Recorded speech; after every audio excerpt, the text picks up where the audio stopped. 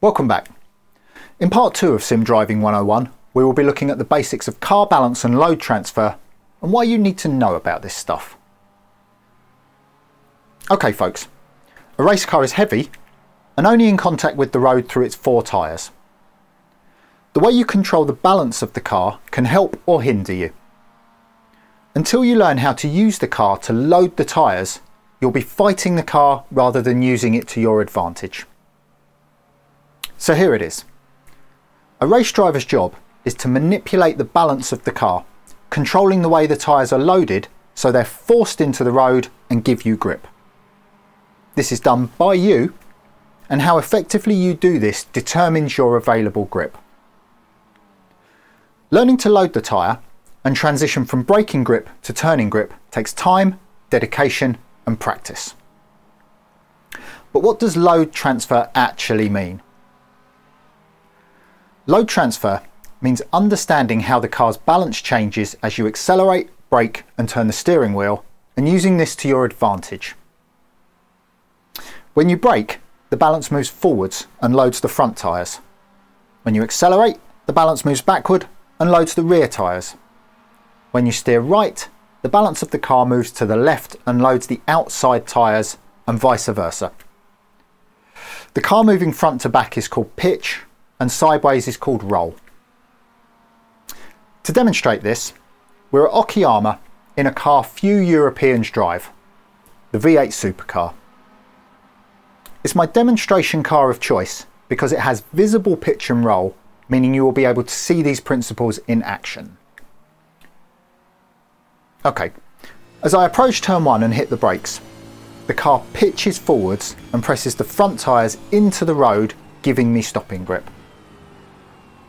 In other words, the car pitching under braking loads the front tyres. From this rear-facing camera, you see the front of the car dive towards the road as I hit the brakes. Watch the relationship between the splitter and the road.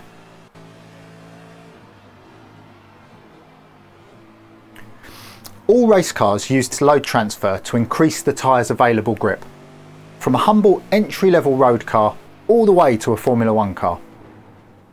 As we move to the side shot, you see the effect the braking force has on the whole car. As the front dives, the rear lifts, leaving a lot less load over the rear of the car. Let's get into a few specifics. A racing tyre is black and round, and that's about the only thing it has in common with the tyres on your road car. A dry weather racing tyre usually has no tread cut into the surface, denoting it as a slick. They are designed to take extreme punishment for a much shorter time than a road tyre and to give up their grip after just a few kilometres. The other thing that sets a racing tyre apart from a road tyre is the temperature it's designed to work at. Its peak grip is achieved at a much higher temperature than a road tyre. As such, a racing tyre requires a much higher level of energy transferred into it before it will perform at its best. This is done by you through threshold braking, high cornering speed and hard acceleration. Why do you need to know this? The tyres are the only part of your car that's touching the racing surface. Before you can get the best out of your racing tyres and maximise your lap times, you need to know what you have to work with. In short, compared to a road car, you have to drive with a totally different technique for many reasons. One of the big reasons being the way the tyres are designed to work and the energy you must put into them to get them into their operating window. So, back to our braking for turn 1. I've hit the brakes and the car has pitched onto the front tyres, giving me more stopping grip than an unloaded tyre. As I begin to turn the car into the corner, if I don't hold the car over the front tyres using trail braking, I'll release the grip and start to understeer. I'll unload the front tyres. This is Sim Driving 101 and sounds easy, but requires a finesse on the controls and an understanding that all the controls are symbiotically linked. In other words, you don't just steer the car with your hands, you steer a racing car with your hands and feet working in perfect harmony. If you can understand and visualise what's happening while you're driving, it will aid you in increasing your ability to control the balance of the car and use it to your advantage rather than it fighting against you.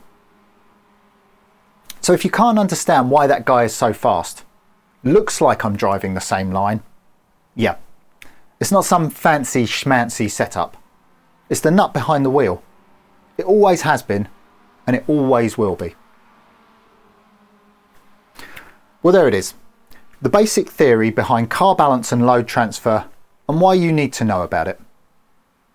In the next video, trail braking, I will show you examples of good trail braking and examples of what happens to the car when you don't get it right.